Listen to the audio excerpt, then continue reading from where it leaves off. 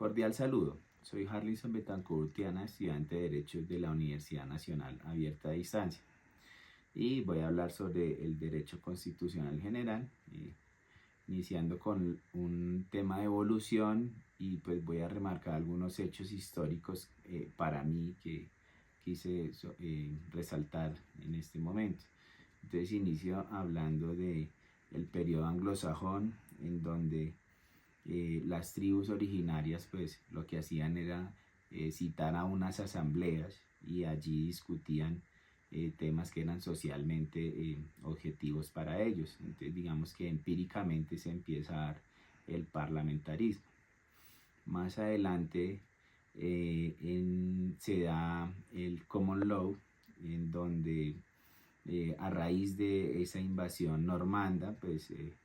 todo esto le deja como unas enseñanzas al rey, y de esto pues él decide darle al Estado y a la normativa pues como un sentido común para poder ser aplicado dentro de toda la nación. Posteriormente, en la Convención de Filadelfia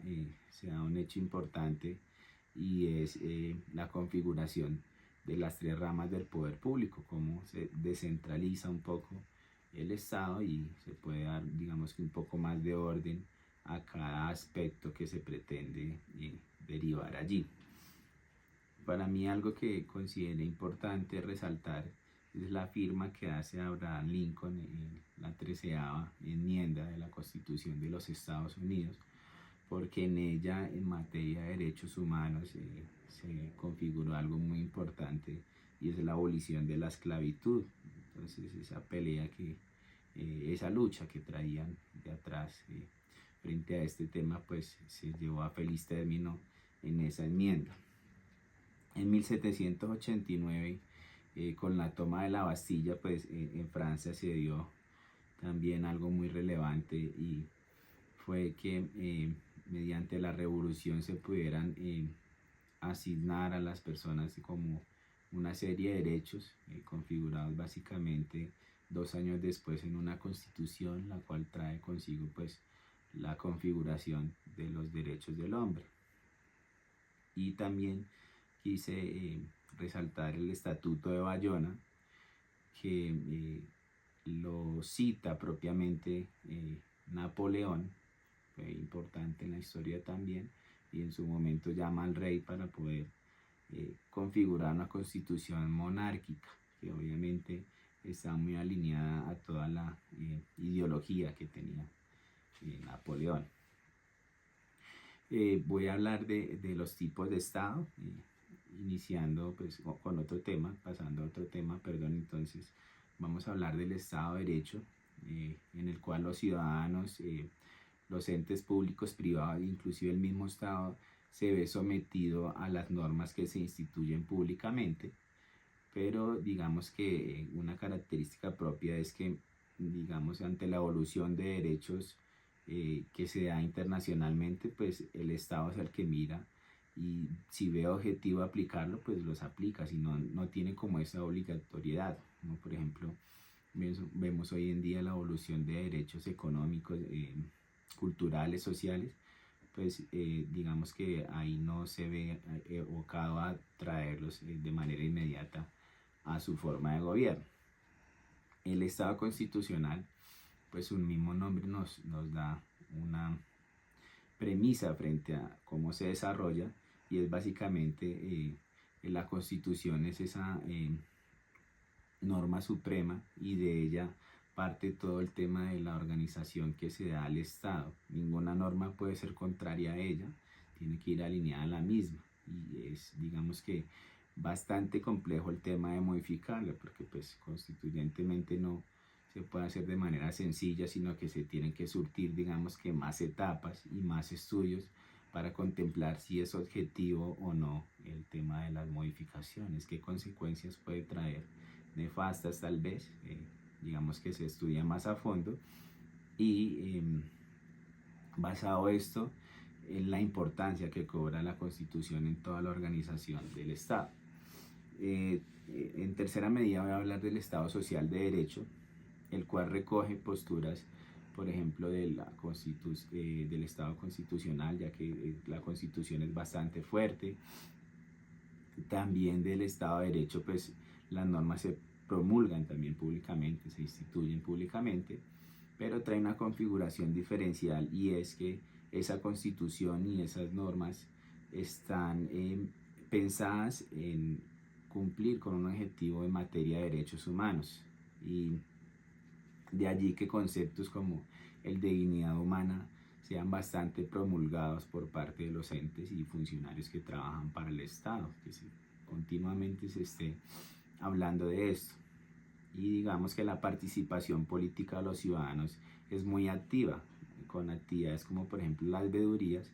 pues le pueden hacer un seguimiento, un acompañamiento a todas las actividades que se desarrollan por parte del gobierno,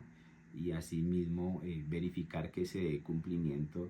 en materia de derechos individuales y colectivos por parte de todos estos entes del gobierno.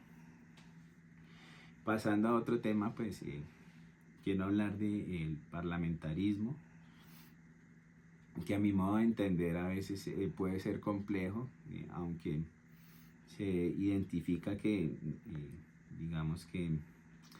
su forma de gobierno, hay dos poderes que están muy alineados, y es el ejecutivo y el legislativo.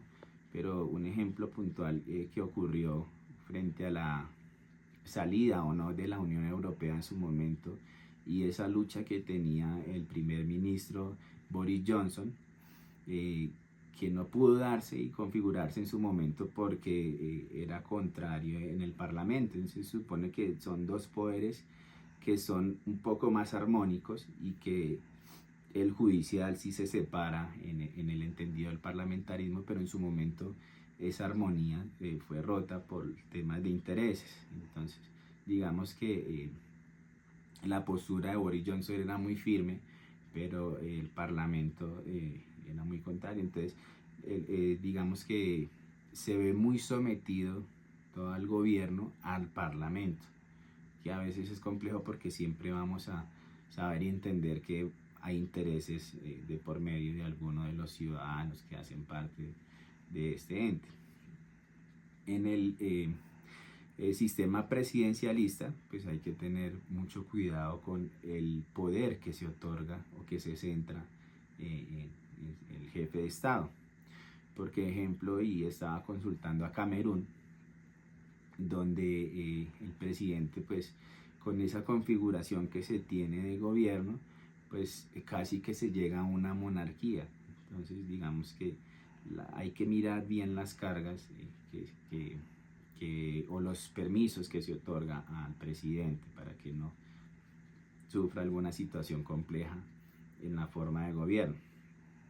Digamos que similitudes que tienen separación de las ramas de poderes, pero diferencias puntuales, una de las que ya nombraban, que